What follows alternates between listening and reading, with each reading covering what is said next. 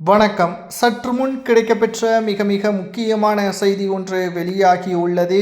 அதிமுகவின் பொதுச் செயலாளர் எடப்பாடி பழனிசாமி அவர்கள் சேலத்தில் அவரது வீட்டில் வசித்து வருகிறார்.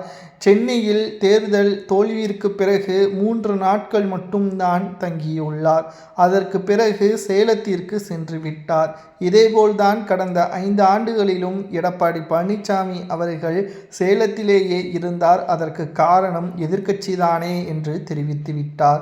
தற்பொழுது எதிர்க்கட்சிதான் ஆளும் கட்சியை விட மிக சிறப்பாக களத்தில் பணியாற்ற வேண்டும் என்பது கூட எடப்பாடிக்கு தெரியாத காரணத்தினால்தான் மக்கள் இந்த முறை 3வது இடத்திற்கு நம்மை தள்ளி வைத்திருக்கிறார்கள். ஆனாலும் இப்பொழுதும் கூட மக்களது பணிகளை ஆற்றாமல் சேலத்தில் அவரது வீட்டில் இருப்பது அதிமுகவின் நிர்வாகிகளுக்கு கடுமையான கோபத்தை ஏற்படுத்தியுள்ளது. தேர்தல் நேரத்தில் மட்டும் மக்களை சந்திப்பதால் எந்த ஒரு பயனும் இல்லை. தற்பொழுது தமிழக அரசு புதிதாக நியமிக்கப்பட்டுள்ளது. அவர்கள் சொன்ன திட்டங்கள் ஒவ்வொன்றும் நிறைவேற்றப்படுகிறதா? மக்களது பாதுகாப்பு எப்படி இருக்கிறது? மக்களது அடிப்படை வசதிகள் பூர்த்தி செய்யப்படுகிறதா என்பதையெல்லாம் எடப்பாடி கேள்விகளை கேட்காமல், பிரச்சாரங்களை நடத்தாமல், போராட்டங்களை நடத்தாமல் அவரது தோல்வி உறுதி செய்யப்பட்ட பிறகு வீட்டிற்கு சென்று விட்டால் இது எந்த விதத்தில் அதிமுகவின் தலைமையை அடுத்த கட்டத்திற்கு கொண்டு செல்ல உதவும் என்ற கேள்விகளை தற்பொழுது கேட்க ஆரம்பித்து விட்டார்கள்.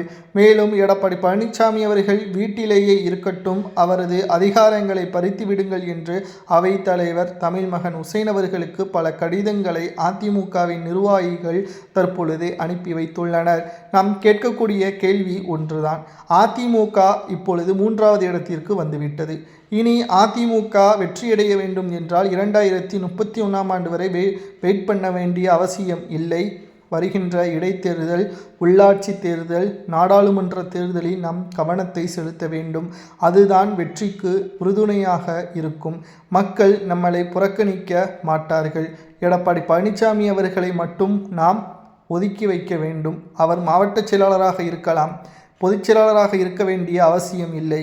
அதிமுகவில் எடப்பாடி பழனிசாமி அவர்கள் சென்னையில் இருக்காமல் அவர் சேலத்தில் பண்ணை வீட்டில் தங்கியிருப்பது எந்த விதத்தில் நியாயம்?